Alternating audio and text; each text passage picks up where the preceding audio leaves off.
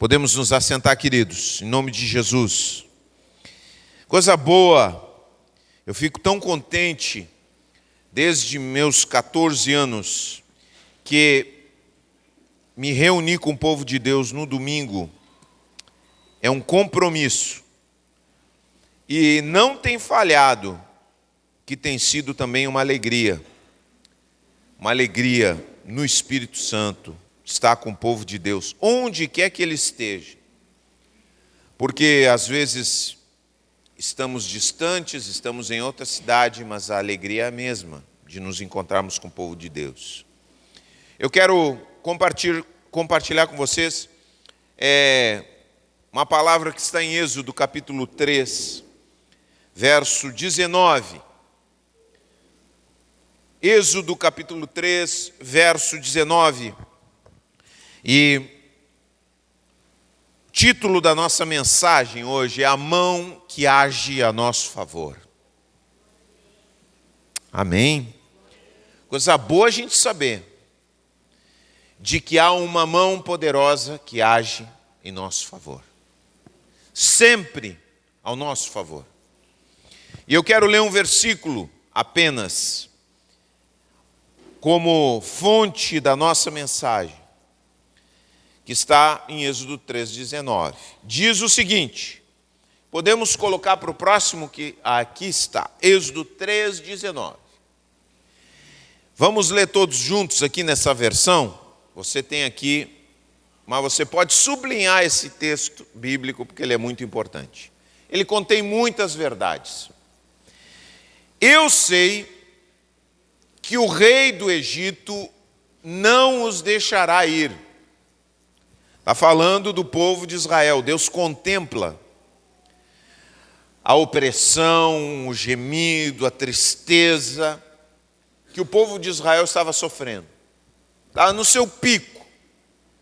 O povo de Israel orava, clamava, sofria, era discriminado nessa nação, nessa grande nação. E aí Deus fala, eu sei que o rei do Egito não os deixará ir, a não ser que uma mão poderosa o force. Amém? Nós estamos falando do Egito. Quantos lembram que estudaram sobre o Egito na escola aí? Quantos lembram que estudaram? Eu me lembro que era uma das primeiras lições de história. Sabe quantos anos o Egito reinou absoluto ali no norte da África? Vocês sabem quantos anos? 2000 anos. 2000 anos do poderio egípcio. E o poderio egípcio era em várias áreas. Primeiro, nós temos o poder bélico do Egito, era um exército treinado. Não eram camponeses que iam à guerra, era gente que era separada para lutar. Eles tinham, para a sua época, uma estratégia e carros de guerra avançados, que eram aqueles carros individuais onde iam os arqueiros. Então corriam com muita velocidade em pequenas carruagens e manejavam o arco e flecha para atingir os seus inimigos. Eles dominavam o bronze, ou seja, outros povos não tinham o domínio do bronze que eles tinham na sua época. Tinham fortificações estratégicas espalhadas em toda a nação. Tinham marinha organizada e tinham inteligência, tinham espionagem dos seus inimigos. Não é à toa que ficaram 2000 anos no poder. Para vocês terem uma ideia, os Estados Unidos, que é a nação que comanda o mundo hoje em dia, está no comando das ações humanas aí no nosso mundo 100 anos. 100 anos mais ou menos. Quer dizer, o Egito 2000 anos. Mas não era somente um poder bélico, era um poder tecnológico. Nos diz a história que havia planejamento hidráulico, urbano, havia controle das populações, havia censos populacionais, havia construção das pirâmides, que muitas pessoas até hoje ficam surpresas e visitam as pirâmides, porque como eles conseguiam manejar aqueles blocos imensos naquela época e montarem com tanta exatidão. As pirâmides são uma obra de arte humana que os egípcios construíram. Tinham cálculo escrito, organização, armazenamento de grãos. Quando você lê em Gênesis, você vê que o povo de Israel, a família de Jacó, vai até o Egito quando passa fome em Canaã, porque os egípcios produziam grãos e exportavam grãos. Eles tinham tanta abundância que eles exportavam para todos os seus vizinhos, inclusive Canaã, onde estava a família de Jacó. Vejam a grandeza que era. Eles realizavam pequenas cirurgias, já naquela época, tinham um certo conhecimento de medicina, e tinham um calendário, já naquela época, de 365 dias. Não era só isso. O Egito também, por consequência de poder bélico e poder tecnológico, também era um poder econômico, em razão do rio Nilo, e possuíam muitas riquezas.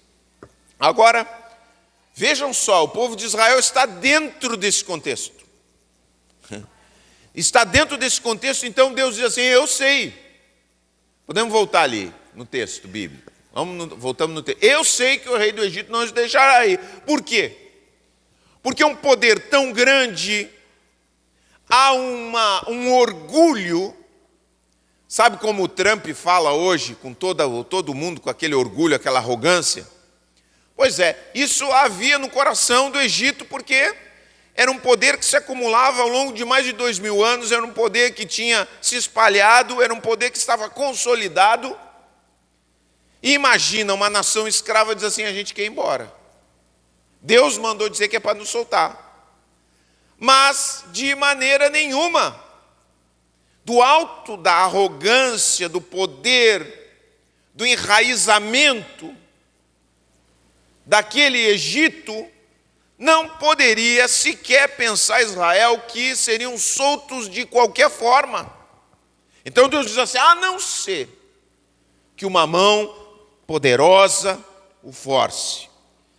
Agora, vocês imaginam, quando a gente olha isso, a gente olha para a Bíblia também, e nós vemos que a Bíblia nos diz que a escravidão do Egito, dos israelitas, ela representa para nós a escravidão espiritual que todo homem está submetido quando não está debaixo da mão de Deus. Presta bem atenção, a escravidão do Egito é um tipo, é uma figura, é um exemplo da escravidão espiritual que todas aquelas pessoas que não entregaram sua vida para Jesus, eu não estou falando de pessoas que dizem que são cristãos, eu estou falando de pessoas que efetivamente, de fato, entregaram seu coração para Jesus. Elas também estão submetidas a uma escravidão invisível, e por isso é mais difícil de perceber. Por isso, eu quero trazer algumas verdades desse texto aqui para nós, para a nossa caminhada, para o nosso crescimento. E a primeira verdade que nós temos aqui nesse texto, e que percebemos que havia também no coração dos israelitas, uma verdade que era verdade para os israelitas e é verdade para nós, que eu quero compartilhar com vocês em nome de Jesus, é que o livre-arbítrio, quero colocar aí, vamos lá, vamos colocar aí para todo mundo. Não, mais para trás. Mais para trás. Não está aí? Bom, então fica com essa verdade aqui para você. O livre-arbítrio, presta bem atenção, o nosso livre-arbítrio, o livre-arbítrio que nós muitas vezes dizemos, eu sou livre. O nosso livre-arbítrio não é tão livre-arbítrio assim. Não é tão livre assim. Nós dizemos que somos livres. Se eu perguntasse para você, você é livre? Você é livre? Sim ou não? Não sou mais escravo do medo. Sou filho de Deus. Agora vejam só, é uma verdade espiritual. Mas, se nós não recebemos da parte de Deus uma libertação, a nossa condição é muito limitada, por várias razões. Porque nós temos muitos condicionamentos invisíveis que determinam nossa vida sem nós percebermos. Vocês sabem que nos antigos circos, não sei quantos foram em circos na época que tinha animais. Agora não pode ter mais animais, né? Agora só tem estátua de animal ali, mas animal mesmo não tem mais. Nos antigos circos se via os elefantes presos, aqueles elefantes imensos presos com uma cordinha numa estaca. E muitas pessoas se intrigavam com aquilo, mas como é que um elefante daquele tamanho prende com uma cordinha numa estaca? É só ele dar-lhe um espaço e vai embora. Mas sabe por quê? Porque os elefantes, eles eram criados desde pequenininhos no circo. Então, quando eles eram pequenininhos, eles se acostumavam a puxar a corda, e a corda puxava, tentavam sair, não conseguiam, e à medida que eles iam crescendo, o condicionamento da mente animal mantinha eles presos por uma cordinha, porque eles aprenderam desde pequeno que a cordinha sustentava eles ali presos naquela estaca. Eles cresceram, mas a consciência não se ampliou. Então, por isso, o elefante conseguia ficar preso ali, condicionado por uma cordinha, numa estaquinha. Vejam só, da mesma forma, embora nós não sejamos animais como os elefantes, nós também, muitas vezes, nos criamos e estamos debaixo de situações que condicionam nossa mente, sem que nós percebamos, e que nos mantém presos, que nos mantém no mesmo lugar. Existem muitos deles. Sabe que uma das coisas que mais nos prendem é o todo mundo. A gente aprendeu com a nossa mãe que a gente não é todo mundo. Será que a gente aprendeu ou não? Hein? Vou me dar licença que está muito quente aqui. Isso que não está ligado aqui. Não está, né? Bom, vamos tirar aqui. Bom, a gente aprendeu com a nossa mãe que a gente não é todo mundo, né? Só que a gente ainda vive debaixo do condicionamento de todo mundo. São raras as vezes que a gente se liberta desse condicionamento. São muitas as vezes que nós fazemos uma coisa porque todo mundo está fazendo. E esse é um condicionamento invisível que está presente na nossa vida. Todo mundo está vestindo um tipo de roupa. Eu visto aquela roupa porque todo mundo está vestindo. Todo mundo se comporta de uma determinada forma. Hoje em dia, a maioria dos jovens, eles não cumprimentam mais as pessoas. Os jovens, hoje em dia, né, muitos jovens passam... Bom dia, boa tarde, tudo bom? Está raro. Por quê? Porque isso se constrói na sociedade, uma consciência. Os pais vão lá, criam todos com aquele, não, meu filho não pode se traumatizar, o meu filho não dá para falar nada, tem que cuidar o coraçãozinho dele e tal, não pode magoar ele.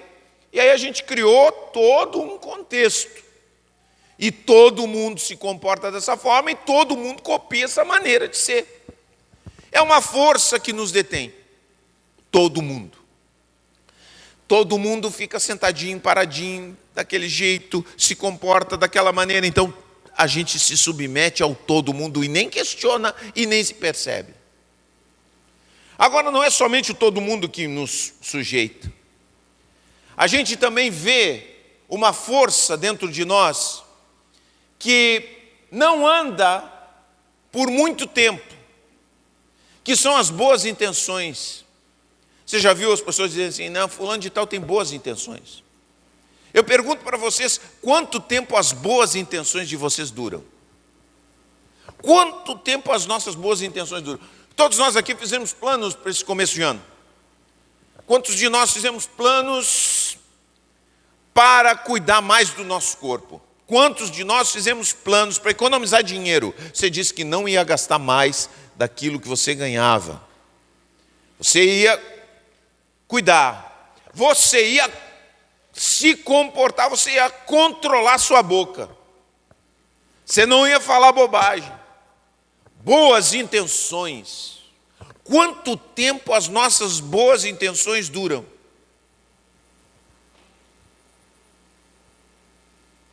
Parece que aquilo ali vai escoando, se destruindo, se desmoronando, sem muita dificuldade. Não, eu não vou mais ser mal-humorado. Eu vou agora, amanhã de manhã, eu vou me acordar diferente. Vou agir diferente. Aí você acorda de manhã e desce aquela nuvem do mau tempo sobre você, e você continua repetindo as mesmas coisas, comportamento desse temperamento seu. Tem gente que tem um temperamento que não gosta de falar, se emburra, não fala. Estamos superando isso? Tem gente que fala demais. Tinha que dar uma segurada. Está segurando? Tem gente que é violenta, quebra tudo. Como é que está o seu coração? Vejam só nossas boas intenções. Elas têm um tiro curto. É o nosso condicionamento. É o nosso condicionamento. A mesma rotina do dia a dia tem o poder de nos deixar aborrecidos, a ponto de que a gente não consegue seguir o curso que a gente planejou. Outros de nós recebemos heranças dos nossos antepassados. Você nem sabe as heranças que você recebeu dos seus antepassados. E não é dinheiro. Infelizmente você não recebeu dinheiro, né? Alguém aqui recebeu uma boa herança? Não sei. Talvez uma casinha, alguma coisinha assim, uma herancinha assim. Pouquinho. Mas tem heranças que você não sabe que você já recebeu quando nasceu. As heranças dos seus antepassados. Alguns dizem assim, é um encosto. Eu recebi um encosto dos meus antepassados, não tem nada a ver com encosto.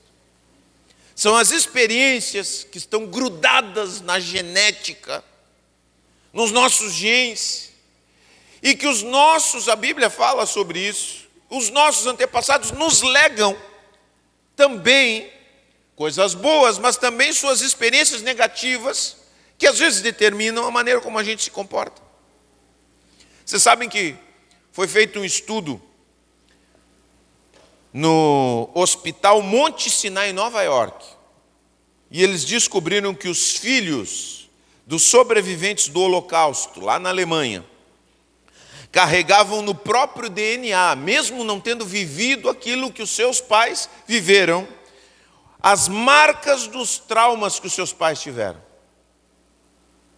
Quer dizer, os pais passaram, os filhos carregaram e os netos carregaram dentro do seu coração, maneira como lidavam com o estresse, aquilo que os seus antepassados nos legaram. Mas não é só eles, é nós também. Daqui a pouco, essa maneira que você tem de reagir, Volta e meia eu me pego usando as expressões do meu pai. Daqui a pouco eu falo e a Cláudia diz assim: bah, tu está falando igual ao teu pai. Meu pai tinha um jeito bagual, foi criado na campanha. Eu nunca fui criado na campanha. Mas daqui a pouco eu solto essas expressões do nada. Mas não é só que a gente solta a expressão, a gente solta na mesma entonação. Porque são legados. Mas esses são legados superficiais. E os legados interiores, internos, de desvios de rota, de caminhos de escravo. E estou falando aqui de escravo do pecado, porque os pecados que se atravessaram e chegaram também em nós, nossas tendências, carregamos dentro de nós. E é aí que fala a palavra de Deus. Eu sei, vamos voltar ali de novo? Eu sei que o rei do Egito não os deixará ir. Eu sei que as forças desse mundo, como estão estabelecidas, não nos deixarão ir. Não nos deixarão mudar como marido, como esposa, não nos deixarão mudar como filhos, porque são condicionamentos poderosos, entranhados, enraizados dentro da nossa vida, a não ser que uma mão poderosa ou forte sai daí. Isso vai mudar, alguma coisa nova vai acontecer. Às vezes nós somos filhos de Deus e ficamos confessando escravidão do Egito. Não pode. A nossa confissão tem que ser essa firme. Eu não sou mais escravo do Egito. Amém? Eu não sou mais escravo do Egito. Então, pois é. A gente não pode mais voltar para essas desculpas aqui. A gente não pode mais voltar para esses condicionamentos, porque isso é coisa do passado. Eu não posso permitir que essas coisas se tornem um escape para mim, porque a mão de Cristo é uma mão poderosa ao nosso favor. Amém? A Bíblia diz que Cristo, presta atenção, Cristo não disse assim, Deus não disse assim: gente, eu vou mandar algo especial para vocês. Não. O próprio Deus veio até aqui a terra para enfrentar os poderes que nos subjugavam. E subjugam os homens até hoje. O próprio Cristo veio à terra. E quando Cristo vem à terra, ele vence os poderes desse mundo. Ele vence a violência, ele vence a mentira, ele vence a inveja. Tem gente que tem medo de olho gordo. O olho gordo. Eu quero dizer que o olho gordo não tem poder sobre a tua vida. As ameaças da violência não têm poder sobre a tua vida. As mentiras não têm poder sobre a tua vida. Sabe por quê? Porque Cristo venceu os poderes enraizados desse mundo que destroem os homens. Engolem os homens. Mas Cristo venceu. A Bíblia diz que na cruz ele recebe toda a maldade humana de arquitetar, de pensar, de raciocinar maneiras de destruir o humano. E a Bíblia diz que ele sofre, ele morre, mas a morte não tem poder sobre ele, ele ressuscita. O fato de Cristo ressuscitar é a vitória da vida, é a vitória do homem sobre o demoníaco, é a vitória do bem sobre o mal. Então Cristo faz essa vitória, e a Bíblia diz que Ele nos oferece essa vitória. Ele não diz assim: não, gente, eu vou deixar, vocês vão conquistar essa vitória por vocês. Não, nós não tínhamos essa capacidade. A mão do Egito é muito forte. A mão do Egito é muito poderosa. A mão do Egito é insuperável pela força humana. Mas há uma mão mais poderosa que o força.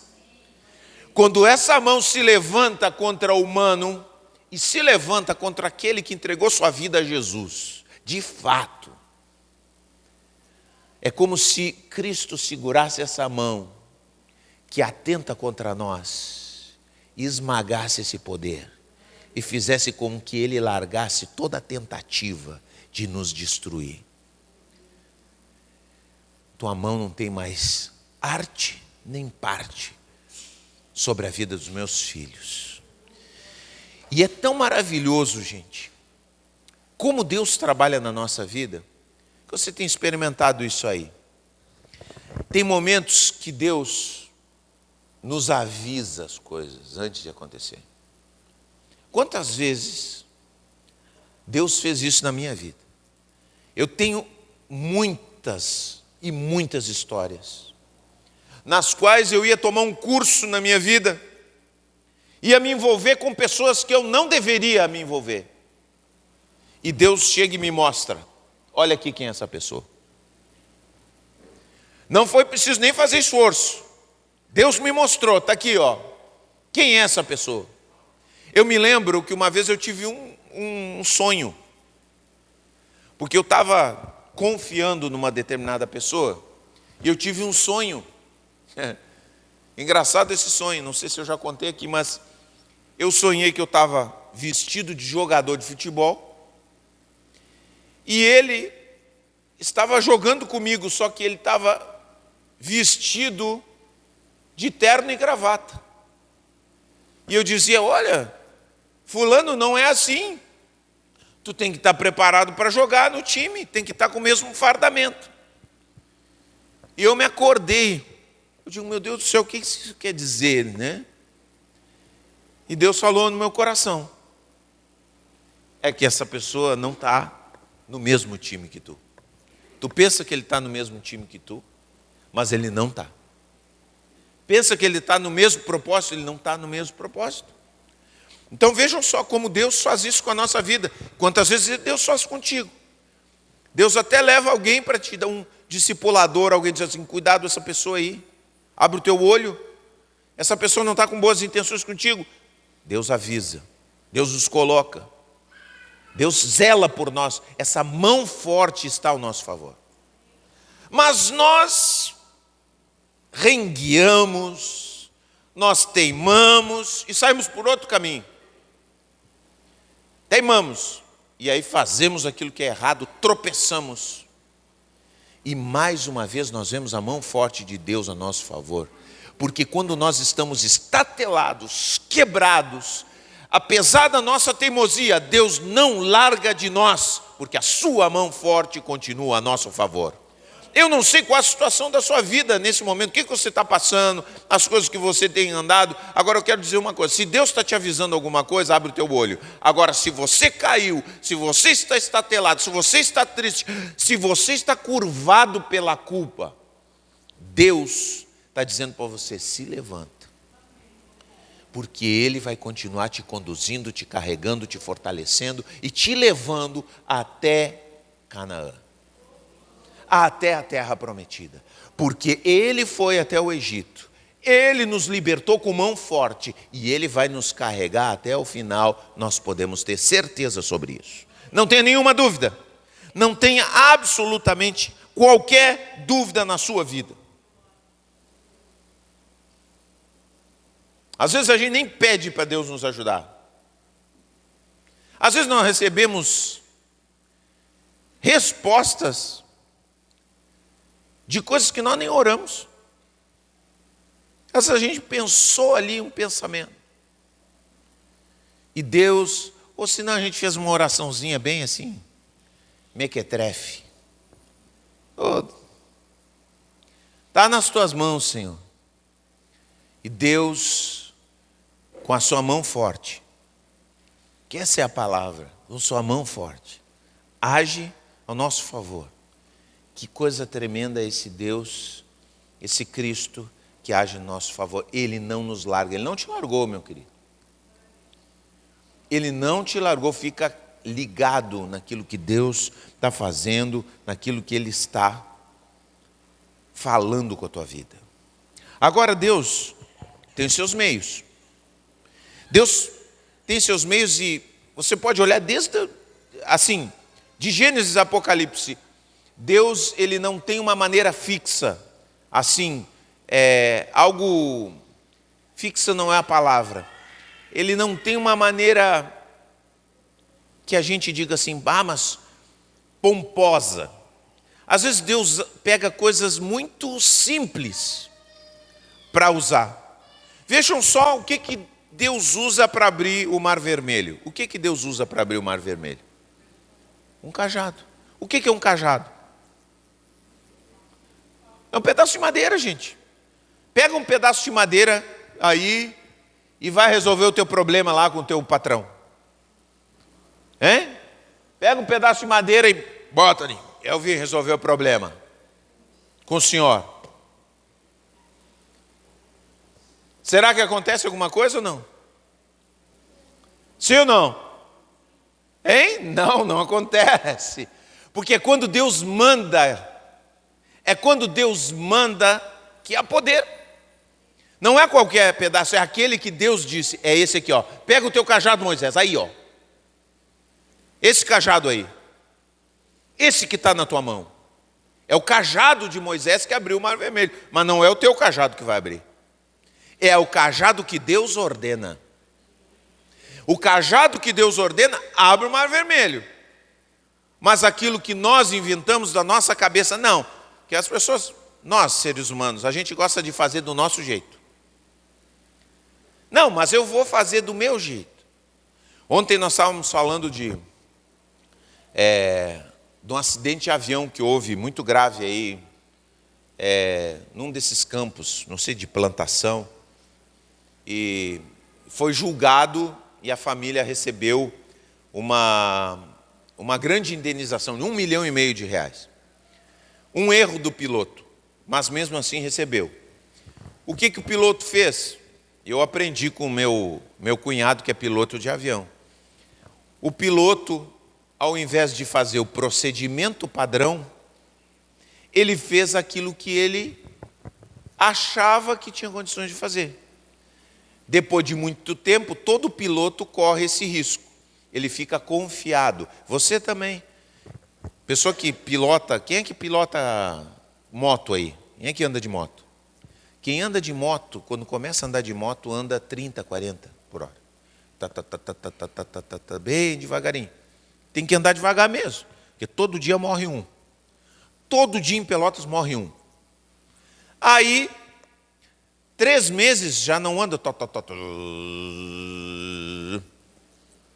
Depois de um ano, zum, zum, zum, nem olha. O que é isso? Confiança.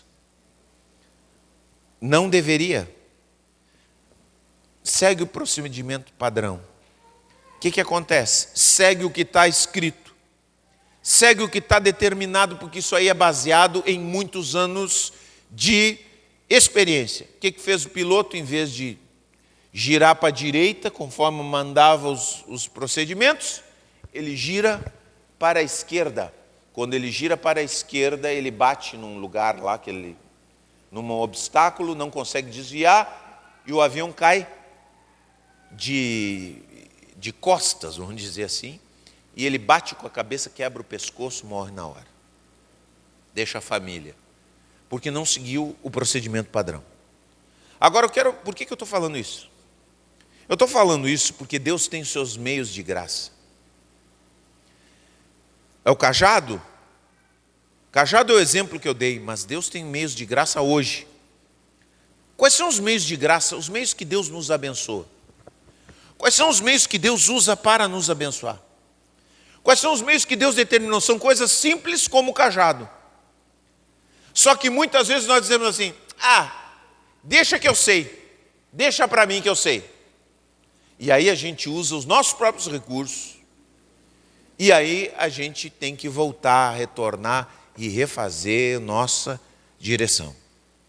E aí que eu quero chegar. Eu quero citar para vocês alguns desses meios de graça que Deus usa. Essas coisas simples. Essas coisas que a gente diz assim, não dá nada. Primeira delas, que Deus usa. Santa Ceia do Senhor. Você sabia que esse é um meio que Deus fortalece a nossa vida? Não é brincadeira. Olha o que a Bíblia diz. Presta bem atenção. Olha o que Cristo disse. Você crê na palavra de Cristo? Diz assim: quem come a minha carne e bebe o meu sangue, está falando da ceia. Quem come a minha carne e bebe o meu sangue, permanece em mim e eu nele. E tem muitas pessoas, eu tenho aprendido esse princípio, eu entendia, mas hoje eu entendo com mais profundidade. Tem muitas pessoas que chegam na Santa Ceia e dizem: não, hoje não vou ir na Santa Ceia.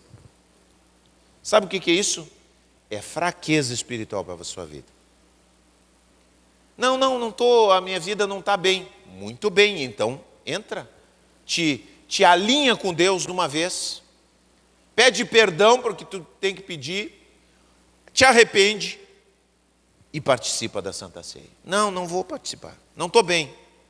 Aí você se desalinha com Deus. Tem muitas pessoas assim. Ou senão, a gente acha que a Santa Ceia é só tomar um vinhozinho e um pedacinho de pão. Não, é uma ordenança de Deus. É a mesma coisa que o cajado. É a mesma coisa que Moisés disse assim: cajado? Isso aqui vai abrir o Mar Vermelho? Não. Muitos de nós olhamos para a Santa Ceia e dizemos assim: isso aqui vai me abençoar? Que isso? Isso assim, é um pãozinho, é um vinhozinho, que isso não é nada. É o que a palavra de Deus ordena. E Deus abençoa tudo aquilo que Ele ordena. Não é o que você pensa, o que eu penso. Por isso eu tenho um compromisso total com a palavra de Deus. Total com a palavra de Deus. Não venho aqui inventar coisa da minha cabeça. Então, quando eu obedeço aquilo que Deus ordena, Deus faz sua obra. Deus realiza em mim. Então, eu percebo que pessoas que entendem esse princípio, que valorizam a Santa Ceia, esse momento fundamental de renovação da aliança, que nós temos, que entendem que isso é um fator de fortalecimento, essas pessoas ao longo do tempo, elas não enfraquecem na fé. Elas permanecem firmes, porque é aquilo que Deus disse: aquele que come da minha carne e do meu sangue, permanece em mim e eu nele. Segunda coisa que nós vemos na Bíblia, é o poder que está ligado com a Santa Ceia também, mas é um passo também profundo. É o poder da aliança comunitária. O que é aliança comunitária? Ter uma aliança com a sua comunidade. O que é ter uma aliança com a sua comunidade? Eu vou comparar para você entender o que é ter uma aliança com a sua comunidade. Não é como você tem uma relação com o seu supermercado. Seu supermercado, você não diz assim: eu tenho um pacto com o meu supermercado. Não sei qual supermercado você compra. Estoque. Fazer marketing aqui para eles. O Kroloff, o Trecho. Você não diz isso. Eu não tenho um pacto com o Trecho. Se eles começarem a me tirar o couro com os preços, eu estou caindo fora. Você tem um pacto com o Trecho? Tem um pacto com o Kroloff? Quantos de vocês abandonaram o Kroloff? Que eu vejo lá no estoque. Né? Por quê? Porque não está sempre mais barato. Então, tchau, né? Assim. Por que eu estou falando isso, gente? Porque nós não temos aliança com aquilo que nós somos clientes. Agora eu pergunto para você: você é cliente da igreja? Sim ou não? Não é cliente da igreja.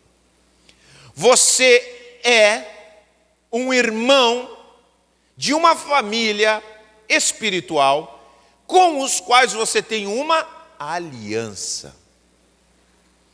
E o que é uma aliança, gente? Qual é a aliança da comunidade? Eu estou aqui para ficar. E eu sou parte desse lugar, eu tenho um pacto com os meus irmãos, eu vou ajudar os meus irmãos, e os meus irmãos vão me ajudar. Nós vamos passar por tempos difíceis, nós vamos passar por tempos bons, mas vamos sempre estar juntos. Isso se chama pacto comunitário. Vamos passar por todas as situações. Quer dizer, eu vou ter momentos que eu vou dizer assim, não aguento mais essa igreja, mas eu vou ficar. Momentos que eu vou dizer, essa igreja é a melhor igreja do mundo.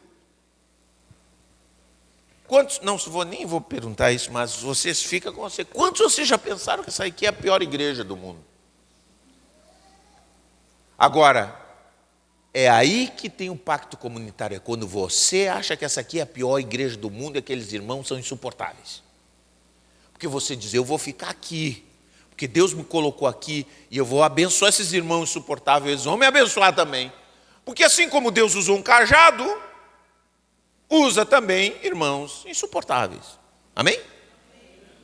Um pastor insuportável, chato, fica gritando lá de cima, bota aquele som, mas Deus usa. Porque Deus usa, a Bíblia diz isso, as coisas loucas desse mundo. Amém? É isso que diz a Bíblia, não sou eu que estou inventando isso.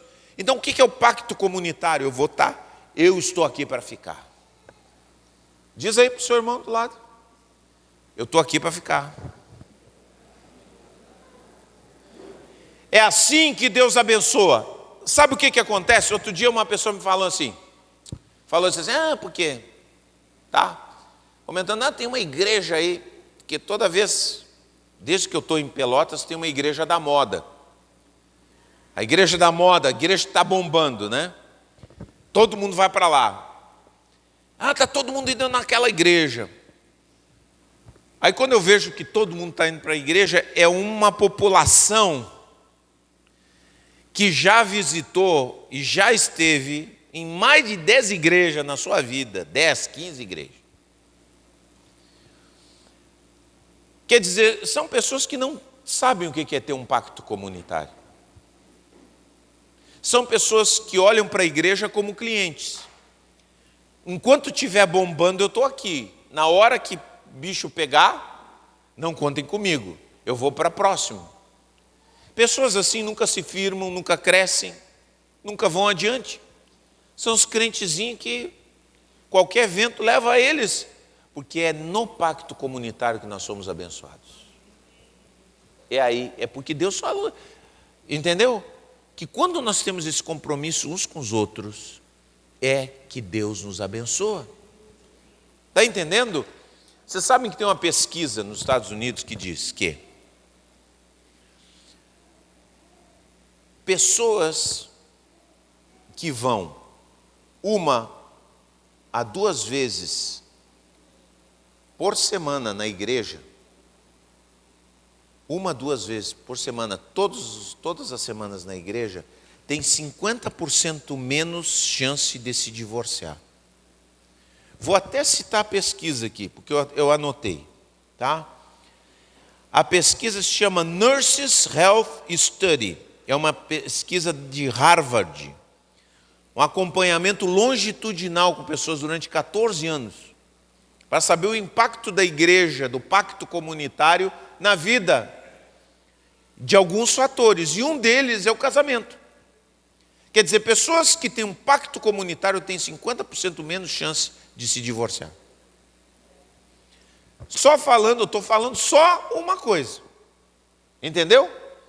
Porque quando você, segue a minha lógica, quando você troca de igreja como quem troca de roupa, você acaba também trocando de marido como quem troca de roupa. Ou de esposa, porque você olha para coisas santas, você olha para coisas sagradas como se fossem coisas profanas, ou como se fossem coisas comuns, e não são. Terceira coisa, eu poderia citar, eu já tenho citado outras, mas eu vou falar isso, vou me ater a esse, para encerrar. É o apego, a terceira coisa é o apego com aquelas pessoas que podem nos ensinar a respeito de Jesus. Aí eu estou falando sobre os meios escolhidos. Apego com aqueles que têm algo para nos ensinar de Jesus. Aí nós estamos, aprofundando, afunilando a ceia, o pacto comunitário e mais afunilando é o apego com pessoas que podem nos ensinar de Cristo. Tem muitas pessoas aqui na igreja que podem te ensinar muitas coisas a respeito de Cristo. Mas muitas vezes as pessoas chegam e se apegam com pessoas que não têm para ensinar de Cristo, que têm para falar mal dos outros, falar mal da família, falar mal do fulano, do ciclano, que esse é o entretenimento brasileiro mais comum, falar mal de alguém. Agora, você pode encontrar gente assim na igreja, pode. Agora, você cresce, esse é um meio que Deus trabalha para trazer libertação na tua vida, é quando você diz assim, não, eu quero grudar nisso aqui. Porque esse aqui tem algo de Jesus. Eu fiz isso da minha vida. Eu me lembro que eu fui para a casa uma vez de um certo líder. Me encheram a cabeça, eu era novo. Eu vim tonto, porque falaram tanto mal de tanta gente que eu gostava. Eu fiquei abalado. E a pastora era a minha discipuladora. Eu tinha 6, 7 meses de crente. E me encheram a cabeça de fofoca. E eu comecei, me deu um negócio, eu disse assim, eu ouvi umas coisas, eu nem sabia o que eu estava sentindo, eu estou mal, eu fui lá para casa, nem falei para ela, me disseram isso, assim, Fabiano, cuida com quem tu anda, procura pessoas que vão te levar para mais perto de Jesus. Eu quero falar para você, às vezes você está mal espiritualmente, porque você está andando perto de gente que não quer ser como Jesus. De gente que está querendo achar problema, de gente que está achando defeito, porque quem busca Cristo, acha Cristo, agora quem busca problema, acha defeito, acha o que está errado, entendeu? Agora quando você diz assim, não, eu quero ficar perto dessa pessoa, você é abençoado de uma forma, você recebe unção, você recebe graça, porque isso aconteceu na Bíblia. Olha só o que aconteceu com Eliseu e Elias. Eliseu diz a Elias que Elias recebeu uma revelação de que ele ia ser levado aos céus Aí Elias chega e diz para Eliseu, olha, eu vou para tal lugar, vou para tal cidade. E aí Eliseu disse assim, eu vou contigo. Não, pode ficar aqui. Ele disse, não, eu vou contigo. Aí Elias chega naquele lugar, eu disse, agora eu vou para tal outro lugar, fica aqui. Ele disse, não, eu vou contigo, eu quero estar contigo. Aí Elias chega naquela determinada cidade, e Eliseu junto, disse, bom, agora eu vou para tal, fica aqui. Ele disse, não, eu vou contigo. E escuta, antes que tu suba, eu quero te dizer o seguinte, eu quero te pedir uma porção dobrada do Espírito que Deus colocou em ti.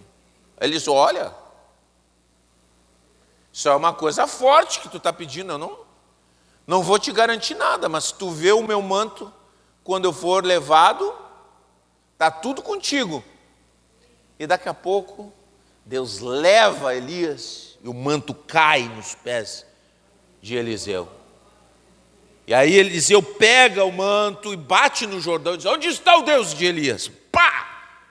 E se abre o Jordão, porque Deus responde à oração e agora o Espírito que estava em Elias está em Eliseu, em porção dobrada.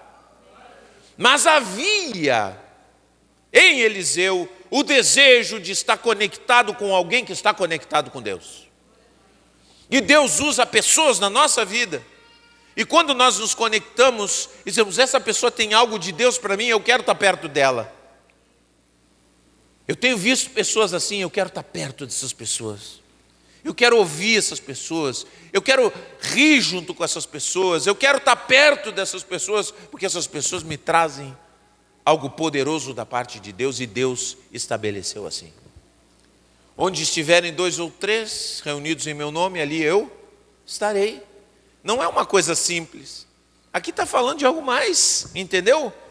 Pessoas que estão buscando a Deus. Por isso eu quero te dizer, esses são os meios de graça. E se nós, porque talvez você está esperando uma coisa lá do céu, que olhe para a palavra, veja os meios que Deus estabeleceu, e siga esses meios, que você vai ver a mão forte de Deus agindo na tua vida, na tua família, nos teus negócios, onde quer que tu estejas, no teu ministério. Amém? Vamos ficar de pé em nome de Jesus. Oh, meu Deus. E eu quero fazer uma pergunta para você.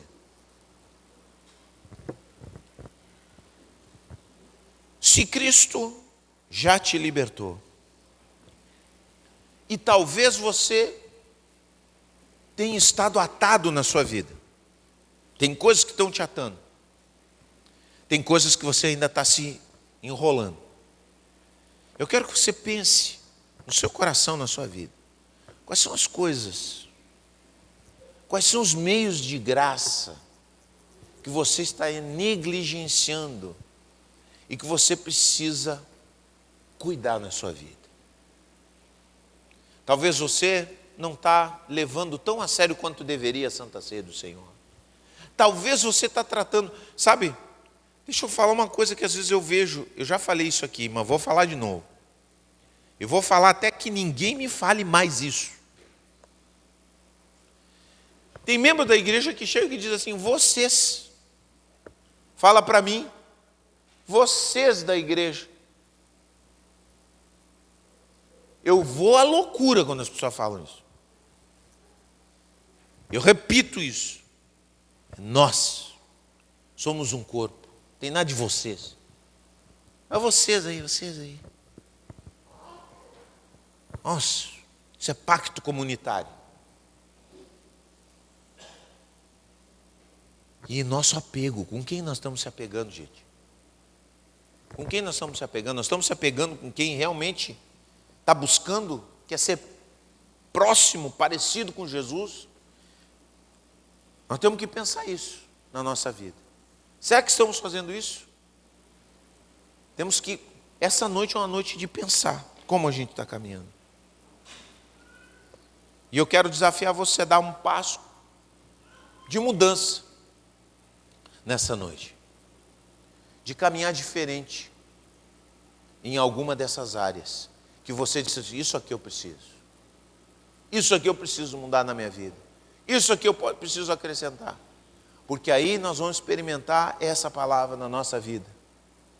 Vamos ler ali de novo?